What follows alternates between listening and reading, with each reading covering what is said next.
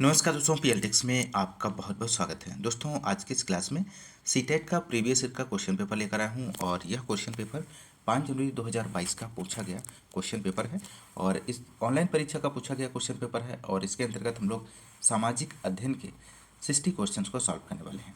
दोस्तों, यदि आप हमारे चैनल पर नए हैं तो चैनल को सब्सक्राइब कीजिए, लाइक कीजिए, शेयर कीजिए। दोस्तों, इसके पहले 9 प्रीवियस ईयर के क्वेश्चंस को सॉल्व करा दिया गया है और यदि आपने अभी तक नहीं देखा है तो आपको इसी वीडियो के डिस्क्रिप्शन में लिंक मिल जाएगा, वहाँ पर जाके आप लोग सॉल्व कर सकते हैं। दोस्तों, आइए शुरू करते हैं इस क्वेश्चन पेपर के पहले क्वेश्चन से। यहाँ पर पहला क्वेश्चन दिया गया है, निम्नलिखित में से कौन से कथन प्रख्यात महाकाव्य शिलाप्पादिकारम के विषय में सही हैं। ऑप्शन ए यहाँ पर दिया गया, यह इलांगो द्वारा रचित है, यह तमिल भाषा में रचित है। ऑप्शन सी है, इसमें कोवलन और माधवी की बेटी की कहानी है। ऑप्शन डी है, उसकी रचना लगभग 500 ईसा पूर्व की गई है। सही विकल्प का चयन करना है आपको दिए गए ऑप्शंस में से। तो यहाँ पर राइट आंसर की बात करें तो ऑप्शन ए यहाँ पर सही जवाब हो जाएगा। केवल ए और बी ऑप्शन इस क्वेश्चन का सही आंसर हो जाएगा। शिलप्पादिकारम को तमिल भाषा के प्रथम महाकाव्य के रूप में जाना जाता है और इसका शाब्दिक अर्थ की यदि हम बात करें तो नुपुर की कहानी है और इस महाकाव्य की रचना चोल वंश के शासक सेन गुटवन के भाई इलांगो आदिगल ने लगभग ईसा की दूसरी तीसरी शताब्दी में की थी। तो इस बात को भी आप लोग ध्यान रखिएगा। बढ़ते हैं अगले क्वेश्चन की ओर। क्वेश्चन नंबर अगला है 32 की। यहाँ पर हम लोग बात करेंगे, कन्नौज पर नियंत्रण के लिए निम्नलिखित राजनीतिक शक्तियों में कौन से त्रिपक्षीय संघर्ष के 3 पक्ष थे। ऑप्शन फर्स्ट दिया गया है गुर्जर, प्रतिहार, राष्ट्रकूट और पाल। ऑप्शन सेकंड है चोल, चालुक्य और पांडे। ऑप्शन थर्ड है गुर्जर, प्रतिहार, राष्ट्रकूट और चालुक्य। ऑप्शन 4 है राष्ट्रकूट, चालुक्य और पाल। तो क्वेश्चन नंबर 32 का आंसर आप लोग बता सकते हैं दोस्तों, क्या बनेगा। जो राइट आंसर जो होगा ऑप्शन फर्स्ट गुर्जर, प्रतिहार, राष्ट्रकूट और पाल, इसका सही जवाब बनेगा। 8वीं शताब्दी के दौरान कन्नौज पर नियंत्रण के लिए भारत के 3 प्रमुख साम्राज्यों, जिनके नाम पाल, प्रतिहार और राष्ट्रकूट थे, के बीच संघर्ष हुआ था। पालों का भारत के पूर्वी भागों पर शासन था। अगला क्वेश्चन, क्वेश्चन नंबर 33 है, अशोक के शिलालेख देश के भीतर और बाहर कई जगहों पर मिले हैं। निम्नलिखित में से कौन सा विकल्प सभी जगहों को दर्शाता है। यहाँ पर ऑप्शंस दिए गए हैं, आप लोग पढ़ लीजिए। ऑप्शन फर्स्ट है कालीबंगा, चंदूदड़ो, धवलावीरा, सोतकाह, कोह, जौकड़, मस्की, टोपरा, कंधार, अफगान। ऑप्शन थर्ड है गंगवेरी वाला, इनाम गांव, दावोजली, हेडिंग। ऑप्शन 4 है कुसगी, भीमबेटका, कुरनूल, पयम पल्ली। तो यहाँ पर क्वेश्चन नंबर 33 का आंसर हो जाएगा ऑप्शन सेकेंड, इसका सही जवाब बन जाएगा दोस्तों। अगला क्वेश्चन है क्वेश्चन नंबर यहाँ पर 34। 2000 साल पहले एक व्यापारी ने बताया कि वह गांजा, पेट्रा और अपोलो गोश में जा चुका है। निम्नलिखित में से कौन से व्यापार मार्ग के माध्यम से उसने यात्रा की है। तो क्वेश्चन नंबर 34 का यहाँ पे आंसर जो बनेगा ऑप्शन फर्स्ट मार्ग, जिन पर रोमन शासकों का नियंत्रण था। 2000 वर्ष पूर्व गांजा, पेट्रा और अपोलो गोस जाने वाले मार्ग पर रोमन शासकों का नियंत्रण था। ऑप्शन फर्स्ट यहाँ पर सही जवाब बनेगा दोस्तों। अगला क्वेश्चन 35 है, निम्न कथनों पर पढ़िए तथा सही विकल्प का चयन कीजिए। कथन ये दिया गया है, सम्राट शाहजहां के सिंहासन के पीछे तितरा दूरा के जड़ाऊ काम में पौराणिक यूनानी देवता आर्फियस को वीणा बजाते हुए चित्रित किया गया था। ऐसा माना जाता है कि आर्फियस का संगीत आक्रामक जानवरों को भी शांत कर सकता था और वे शांतिपूर्वक एक दूसरे के साथ रहने लगते थे। तो यहाँ पर कथन बी दिया गया है, शाहजहां के सार्वजनिक सभा भवन का निर्माण एक ऐसी दुनिया के निर्माण को सूचित करना था जहां सभी सद्भाव के साथ रह सके। तो ऑप्शन ए है, ये सही है किंतु बी गलत है। आपको बताना है यहाँ पर, सेकेंड है ए गलत है किंतु बी सही है और थर्ड है ए और बी दोनों सही है और एक की सही व्याख्या बी करता है। ऑप्शन 4 है ए और बी दोनों सही है किंतु ए की सही व्याख्या बी नहीं करता है। तो यहाँ पर क्वेश्चन नंबर 35 का यहाँ पर जो आंसर होगा दोस्तों ऑप्शन थर्ड हो जाएगा, ए और बी दोनों सही हैं और ए की सही व्याख्या बी करता है। तो आप लोग ध्यान रखिएगा। अगला क्वेश्चन यहाँ पर हम बात करेंगे 36 की। ऋग्वैदिक काल के विषय में निम्नलिखित में से कौन से कथन सत्य हैं। ऑप्शन ए दिया गया, कोई स्थायी सेना नहीं होती थी। ऑप्शन बी है, कुछ प्रार्थनाओं की रचना महिलाओं ने की थी। दास और दस्यु भी यज्ञ करते थे। राजाओं के पास राजधानी, नगर, महल नहीं थे। सही विकल्प का चयन कीजिए। तो यहाँ पर दोस्तों आप लोग आंसर बता सकते हैं। क्वेश्चन नंबर 36 का यहाँ पर आंसर क्या बनेगा। तो जो राइट आंसर होगा ऑप्शन सेकेंड केवल A B C, A B D option यहाँ पर सही जवाब हो जाएगा दोस्तों। अगला क्वेश्चन, क्वेश्चन नंबर 37 है। जिस तरह महासागरों में मिलने पर नदियों की अलग अलग पहचान समाप्त हो जाती है, ठीक उसी तरह वे अपना वर्ण, श्रेणी और परिवार सब त्याग देते हैं। यह उदाहरण किस ग्रंथ से लिया गया है? महत्वपूर्ण प्रश्न है। तो यहाँ पर ऑप्शन फर्स्ट दिया गया बौद्ध ग्रंथ, ऑप्शन सेकंड है जैन ग्रंथ, ऑप्शन थर्ड है पाली ग्रंथ, ऑप्शन फोर है वैदिक ग्रंथ। तो यहाँ पर 37 का आंसर हो जाएगा ऑप्शन फर्स्ट बौद्ध ग्रंथ। एक बौद्ध ग्रंथ से ज्ञात होता है कि जिस तरह महासागरों में मिलने पर नदियों की अलग अलग पहचान समाप्त हो जाती है, ठीक उसी तरह बुद्ध के अनुयायी जब भिक्षुकों की श्रेणी में प्रवेश करते हैं तो वे अपना वर्ण, श्रेणी और परिवार सब त्याग देते हैं। क्वेश्चन नंबर अगला 38 है। यहाँ पर ईस्ट इंडिया कंपनी के दौरान नील खेती की निज व्यवस्था के किसानों के लिए अपनी अलग समस्याएं थी। उन्होंने निज व्यवस्था के परिणाम स्वरूप निम्नलिखित में से समस्याओं का सामना किया। तो नीचे ऑप्शंस दिए गए हैं, आप पढ़ लीजिए और इसका सही आंसर का आपको चयन करना है दोस्तों।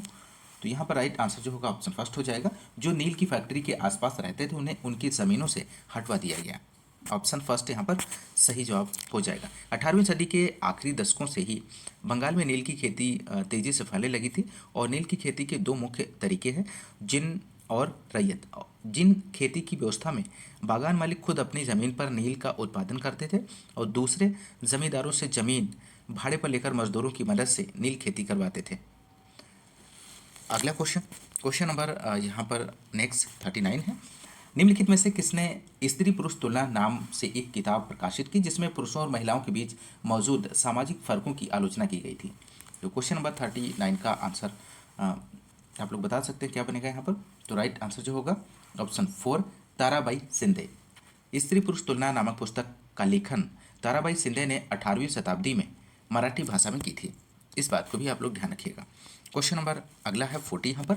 निम्नलिखित में से किसका संबंध जातिगत भेदभाव के विरुद्ध आंदोलन से था?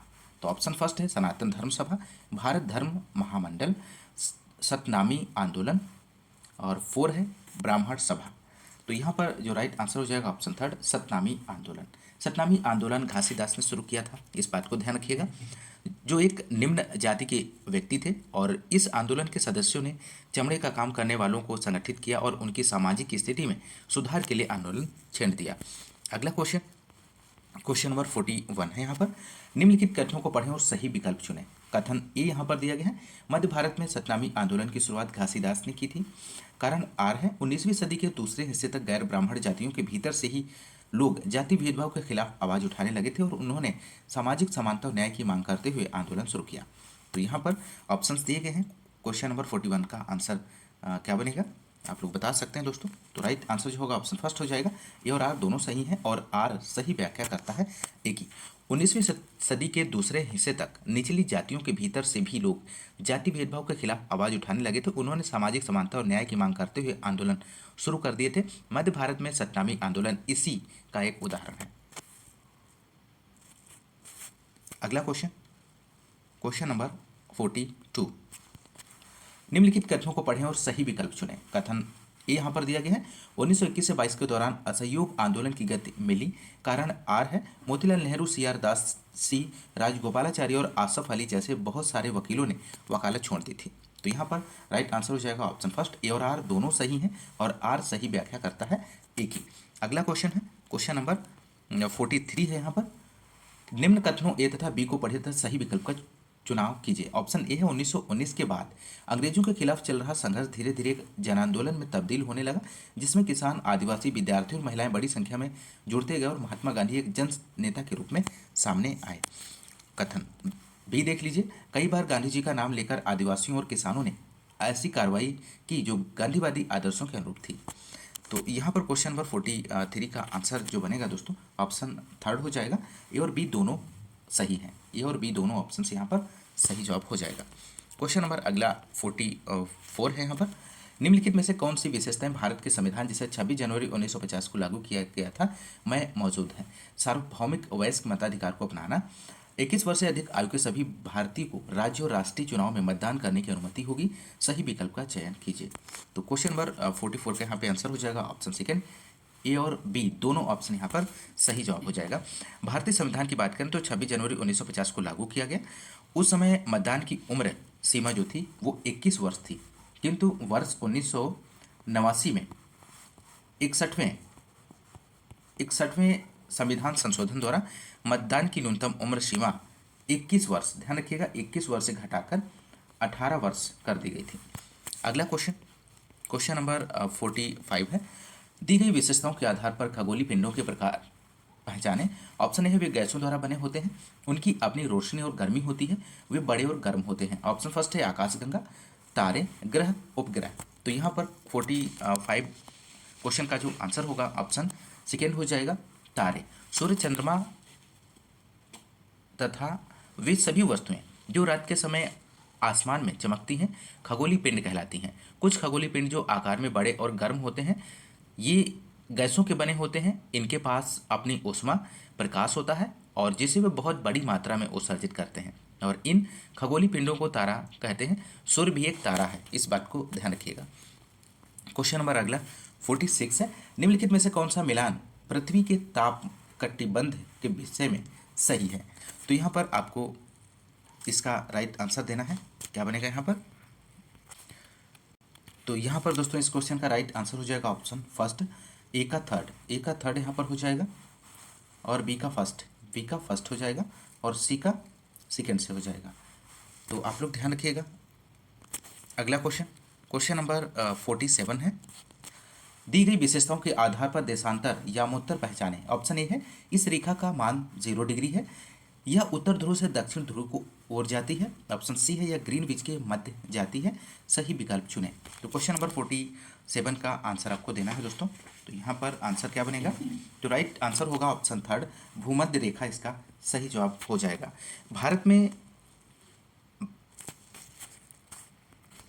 प्रमुख यामोत्तर इसका मान 0 डिग्री देशांतर है और यहाँ से हम 180 पूर्व या 180 पश्चिम तक गणना करते हैं। यह उत्तरी ध्रुव से दक्षिणी ध्रुव को ओर जाती है। यह ग्रीनविच के मध्य से जाती है जहाँ ब्रिटिश राज की वेधशालाएं स्थित हैं।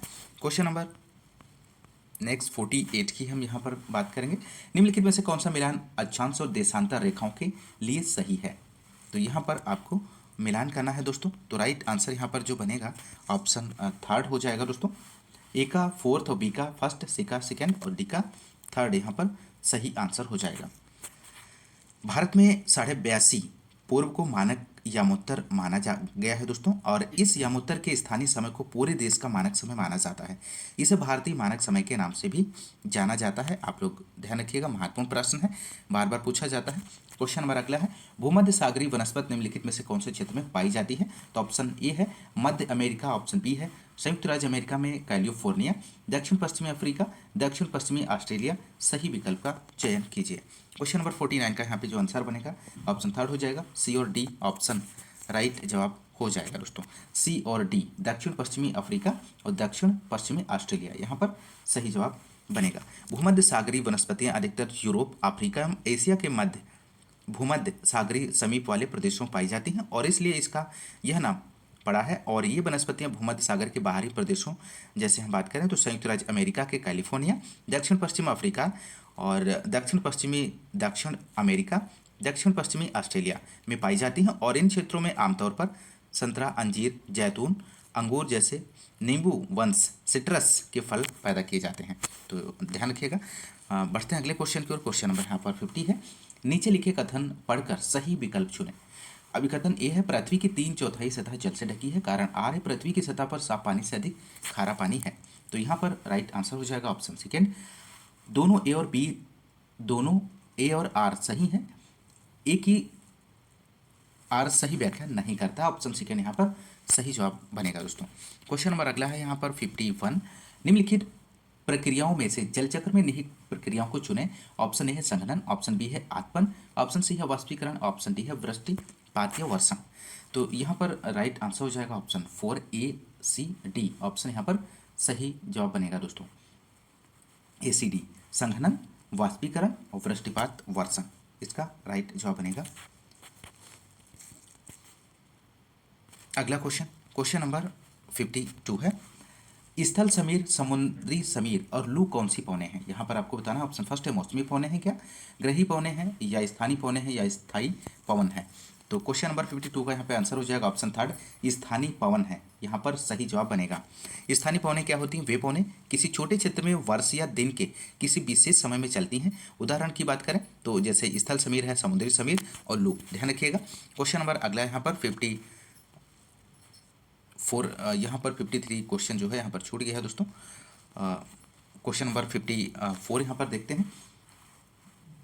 निम्नलिखित में से संसाधनों और उनकी विशेषताओं का सही मिलान यहाँ पर आपको करना है। तो क्वेश्चन नंबर 54 का जो आंसर होगा ऑप्शन सेकेंड हो जाएगा दोस्तों। ए का सेकेंड, बी का फोर्थ और सी का डी और डी का फर्स्ट यहाँ पर सही जवाब हो जाएगा। तो आप मिलान कर लीजिए। अनवीकरणीय संसाधन, अनवीकरणीय संसाधन का जो मिलान हो जाएगा वो आपका सेकेंड से हो जाएगा, जिनकी संपूर्ण मात्रा ज्ञात है। और वानस्पतिक संसाधन का यहाँ पर जो मिलान होगा दोस्तों ऑप्शन बी का फोर्थ से हो जाएगा, जिनका भंडार सीमित है। नवीकरण संसाधन का जो मिलान थर्ड ऑप्शन से हो जाएगा, जिनकी संपूर्ण मात्रा ज्ञात नहीं है। और संभावित संसाधन का जो मिलान होगा ऑप्शन फर्स्ट से हो जाएगा दोस्तों, जो शीघ्रता से नवीकृत या पुनः पूरित हो जाते हैं। क्वेश्चन नंबर अगला है यहाँ पर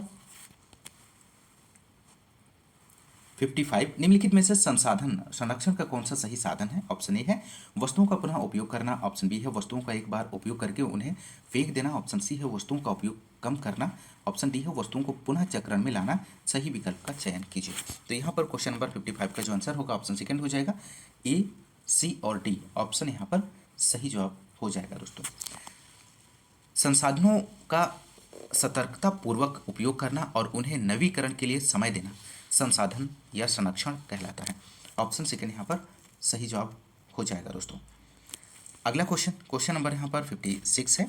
निम्नलिखित में से संसाधनों से संबंधित कौन सा कथन गलत सही नहीं है? तो यहाँ पर दोस्तों आपको बताना है कौन सा कथन गलत या सही नहीं है, चयन करना है दिए गए ऑप्शंस में से। तो यहाँ पर जो राइट आंसर होगा ऑप्शन थर्ड हो जाएगा, लोग स्वयं संसाधन नहीं है, इसका सही जवाब हो जाएगा। अगला क्वेश्चन नंबर 57 है। निम्नलिखित आर्थिक गतिविधियों का कार्य वर्गों के साथ सुमेल कीजिए। तो यहाँ पर आपको सम्मिलित करना है और सही विकल्प का चयन कीजिए। तो क्वेश्चन नंबर 57 का आंसर हो जाएगा सेकेंड, ए का सेकेंड, बी का फर्स्ट और सी का थर्ड। तो प्राथमिक क्रियाएं जो होती हैं वो कृषि और मत्स्य के अंतर्गत आती हैं, और द्वितीय क्रियाएं जो होती हैं वो डबल रोटी ब्रेड पकाना और कपड़ा बुनना, और तृतीय जो क्रियाएं होती हैं वो व्यापार और यातायात। अगला क्वेश्चन नंबर यहाँ पर 58 है। भारत के किस क्षेत्र में केसर सांगा पर नाटक खेला जाता है? ऑप्शन फर्स्ट है पश्चिम बंगाल में, असम में, लद्दाख में, सिक्किम में। तो यहाँ पर क्वेश्चन नंबर 58 का आंसर हो जाएगा ऑप्शन थर्ड, लद्दाख में, इसका सही जवाब बनेगा। तिब्बत का ग्रंथ केसर सागा लद्दाख में काफ़ी प्रचलित है, और इसके स्थानीय रूप को मुसलमान और बौद्ध दोनों लोग गाते हैं और उस पर नाटक खेलते हैं। क्वेश्चन नंबर 58 का थर्ड ऑप्शन यहाँ पर सही जवाब हो जाएगा।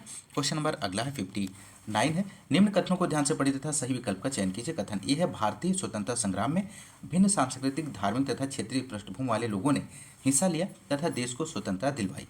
कथन बी है भारतीय विविधता हमेशा इसकी ताकत रही है। तो यहाँ पर राइट आंसर ऑप्शन थर्ड हो जाएगा। दोनों ए तथा बी सही है तथा बी कारण है ए का। अगला क्वेश्चन नंबर यहाँ पर 60 है। सही और गलत बताएं दिए गए ऑप्शंस में से। ऑप्शन फर्स्ट है राज्य की मंत्री परिषद में मुख्यमंत्री और उनके द्वारा नियुक्ति मंत्री सम्मिलित होते हैं क्या? ये बात सही है। ऑप्शन बी विधानसभा विपक्षी दल और सत्ताधारी दल के विधायकों दोनों से बनी संगठित होती है। विधानसभा का सदस्य बनने के लिए संसद सदस्यों लोगों द्वारा चयनित प्रतिनिधि होता है। सही विकल्प का चयन कीजिए। क्वेश्चन नंबर 60 का यहाँ पे आंसर हो जाएगा ऑप्शन सेकेंड, ऑप्शन बी इस क्वेश्चन का सही जवाब बनेगा, यानी कि सेकेंड ए और बी दोनों यहाँ पर ऑप्शंस सही जवाब हो जाएगा दोस्तों।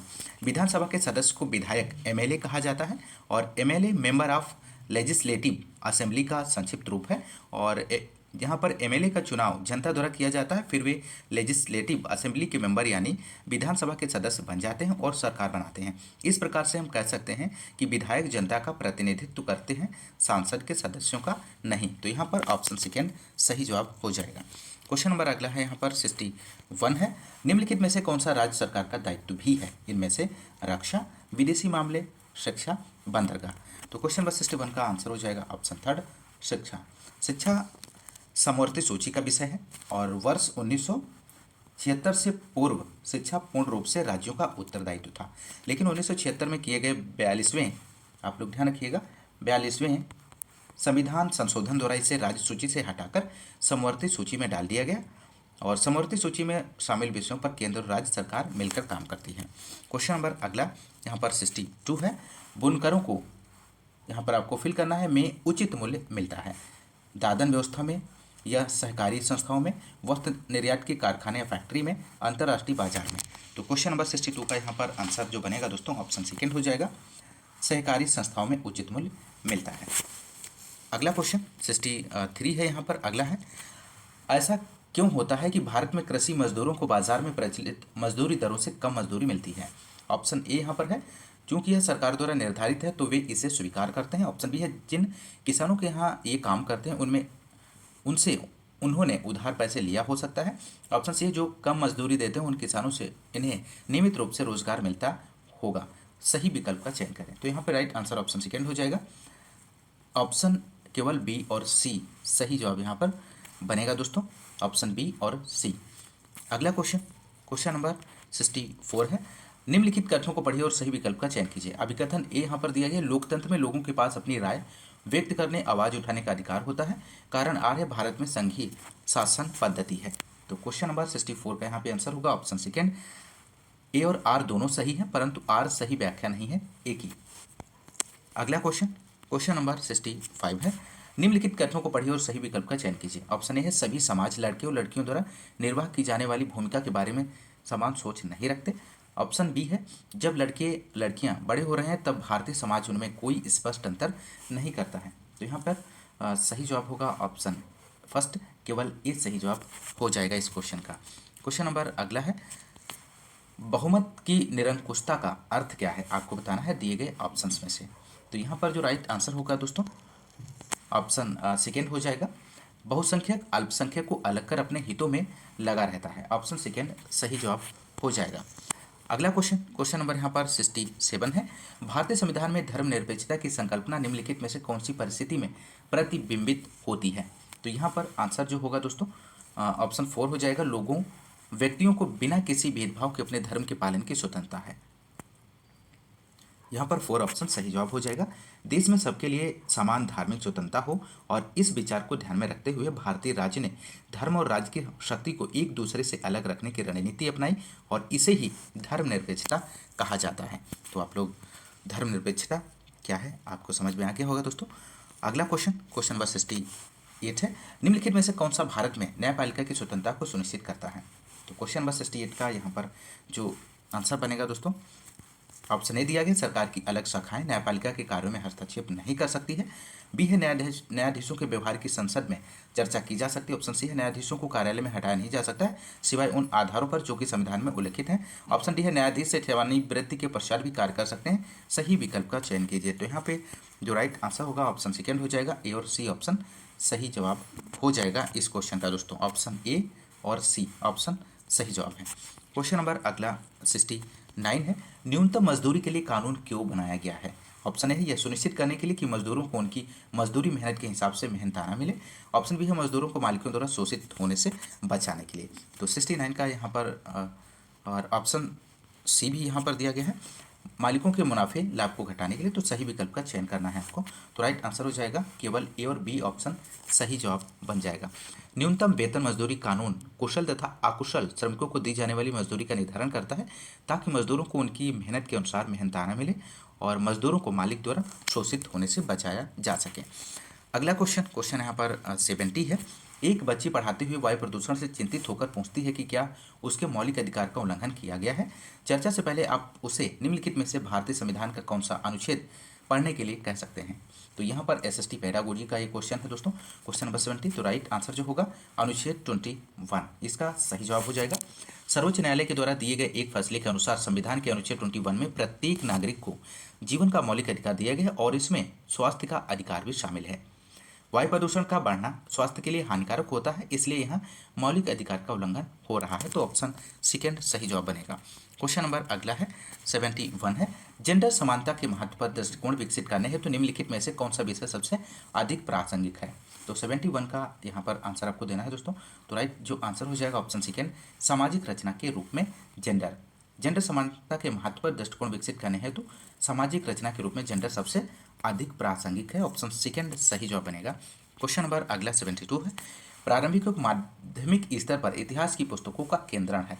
ऑप्शन ए इतिहास की खोज तथा व्याख्या कैसे हुई। ऑप्शन बी है साक्ष्यों का एकत्रण और परीक्षण कैसे होता है। ऑप्शन सी राजाओं और रानियों के बीच जीवन वृत्तांतों पर। ऑप्शन डी है मूलभूत प्रक्रियाओं को समझना, ना कि कौन कब और कहाँ के विवरण में खो जाना। सही विकल्प का चयन कीजिए। तो यहाँ पर इस क्वेश्चन का जो राइट आंसर बनेगा ऑप्शन सेकेंड, ए बी और डी ऑप्शन यहाँ पर सही जवाब हो जाएगा।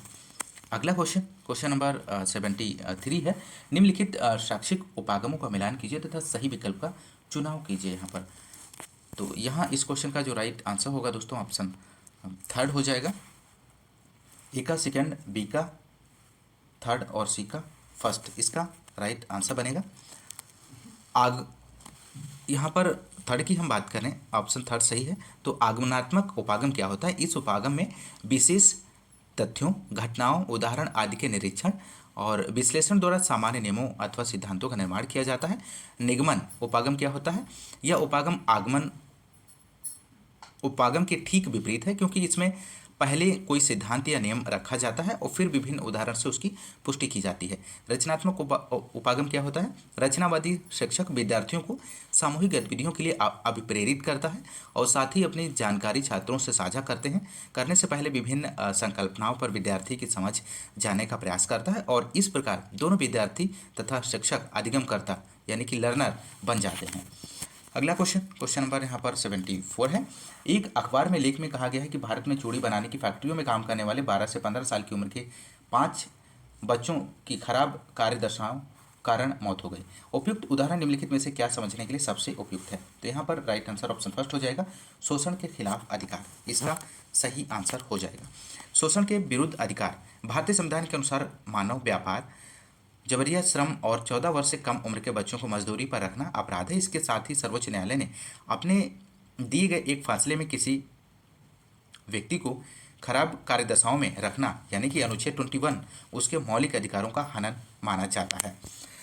अगला क्वेश्चन, क्वेश्चन नंबर यहाँ पर 75 है, एक शिक्षिका अपने विद्यार्थियों को दर्जी की दुकान से विभिन्न प्रकार के बचे हुए कपड़ों के टुकड़े इकट्ठा करके उन्हें सूती, रेशमी, कृत्रिम रेशे वाले और ऊनी कपड़ों में वर्गीकृत करने की को कहती है। वह अपनी कक्षा में शिक्षण की कौन सी विधि का अनुप्रयोग कर रही है। क्या निरूपण, गतिविधि, प्रयोगात्मक, प्रतिदर्शन। तो यहाँ पर क्वेश्चन नंबर 75 का जो आंसर होगा गतिविधि, यहाँ पर सही जवाब हो जाएगा।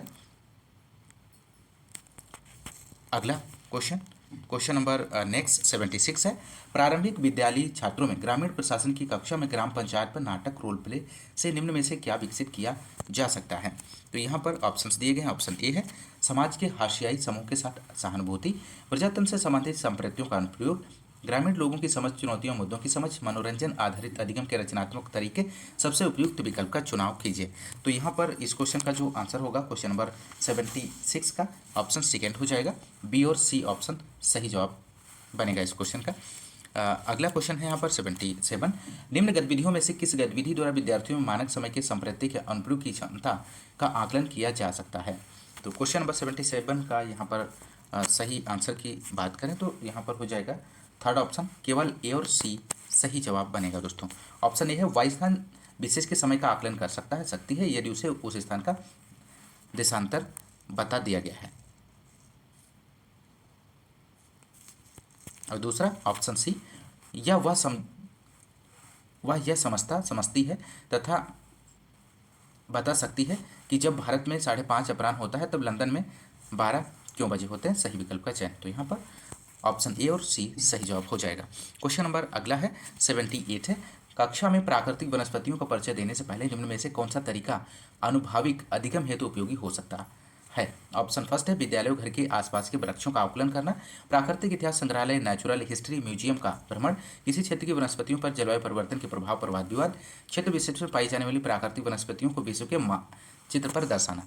तो क्वेश्चन नंबर 78 का आंसर यहाँ पर हो जाएगा ऑप्शन फर्स्ट, विद्यालय व घर के आसपास के वृक्षों का अवलोकन करना, यहाँ पर सही जवाब हो जाएगा।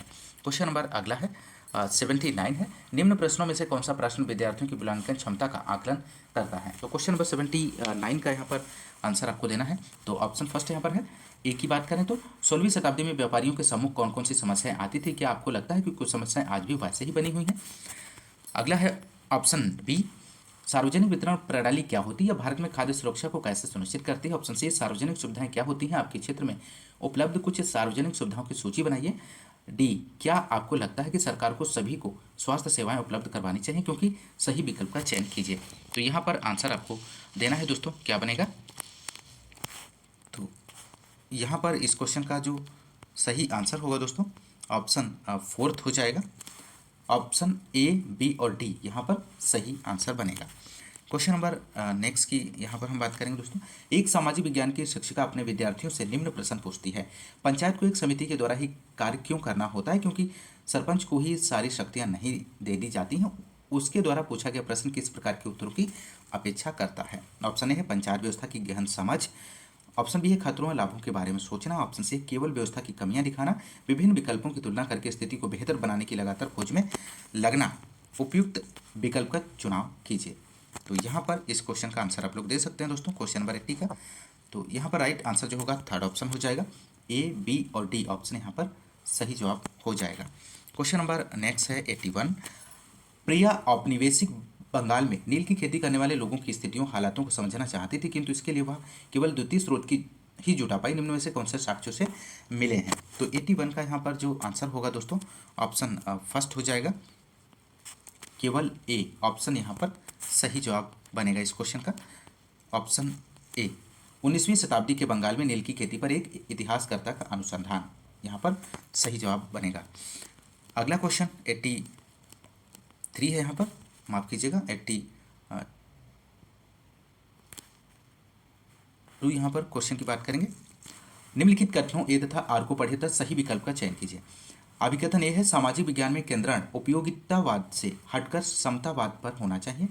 कारण आ है, उपयोगितावाद से हटकर समतावाद पर केंद्रण से समता, न्याय व आदर जैसे प्रतिमान के मुद्दे संबोधित हो जाते हैं। तो 82 का यहाँ पर जो आंसर होगा ऑप्शन फर्स्ट, दोनों ए तथा आर सही तथा आर सही व्याख्या है ए की।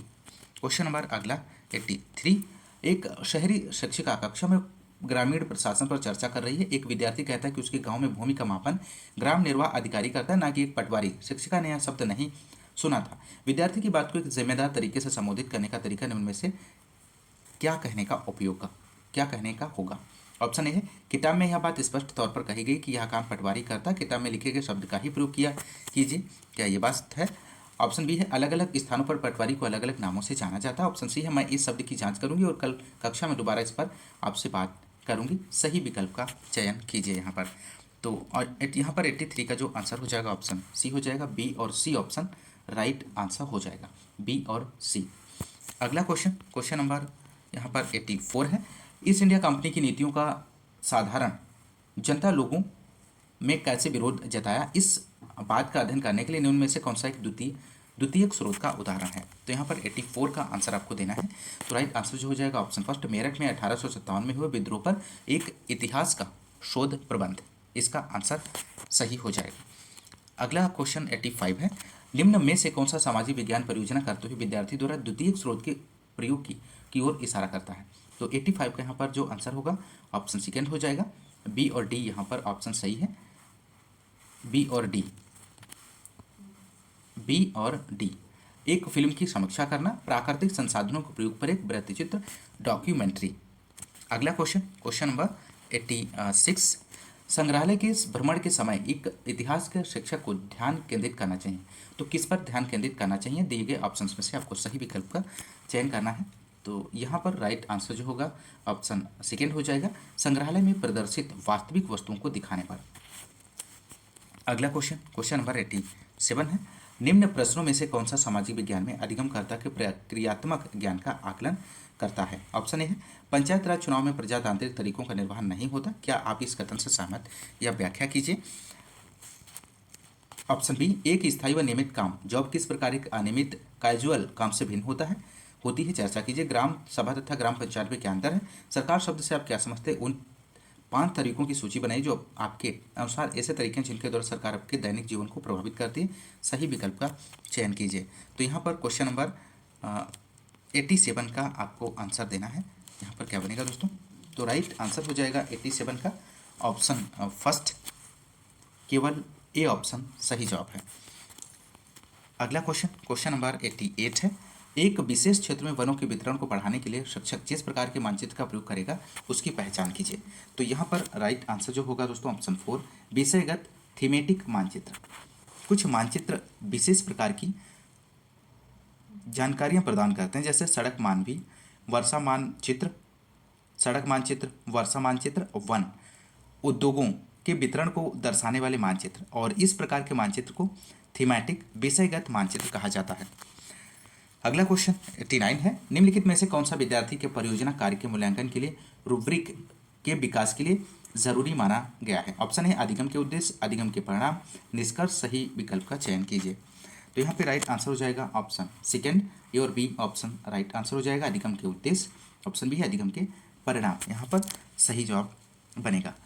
रूब्रिक्स एक मूल्यांकन करने का उपकरण होता है दोस्तों, जिसका निर्माण कर विद्यार्थियों के किसी क्षेत्र जिसमें पाठ्यचर्या विषयों, पाठ्यचर्या गतिविधियों और सामाजिक एवं व्यक्तिगत गुणों को सम्मिलित किया जाता है और इसमें प्रदर्शन का आकलन करने के लिए किया जाता है। क्वेश्चन नंबर अगला और अंतिम क्वेश्चन है इस क्वेश्चन पेपर का, क्वेश्चन नंबर 90। निम्नलिखित में से कौन सा प्रश्न केवल अधिगमकर्ता के केवल तथ्यात्मक ज्ञान का आकलन करता है? तो क्वेश्चन नंबर 90 का यहाँ पर जो आंसर होगा ऑप्शन फर्स्ट हो जाएगा। 15वीं शताब्दी के दौरान तंजावुर नगर को जल आपूर्ति कैसे होती थी? तो यहाँ पर ऑप्शन फर्स्ट राइट आंसर बनेगा। किसी व्यक्ति, वस्तु, स्थानीय घटना के विषय में वस्तुनिष्ठ सूचना व जानकारी को तथ्यात्मक ज्ञान कहते हैं और इस आधार पर विकल्प फर्स्ट यहाँ पर सही जवाब हो जाएगा। दोस्तों ये रहे सीटेट एसएसटी के आपने 60 क्वेश्चंस को सॉल्व किया इस क्लास में। दोस्तों यदि आपको क्लास पसंद आती है तो क्लास को ज़्यादा से ज़्यादा लाइक और शेयर करना मत भूलिएगा। और हाँ, यदि आप हमारे चैनल पर नए हैं तो चैनल को सब्सक्राइब करना मत भूलिएगा दोस्तों। सब्सक्राइब जरूर कीजिएगा ताकि आपको समय से नोटिफिकेशन मिल सके। तो दोस्तों आज की इस क्लास में बस इतना ही। मिलते हैं नेक्स्ट क्लास में नेक्स्ट क्वेश्चन पेपर के साथ। तब तक के लिए नमस्कार, जय हिंद, धन्यवाद।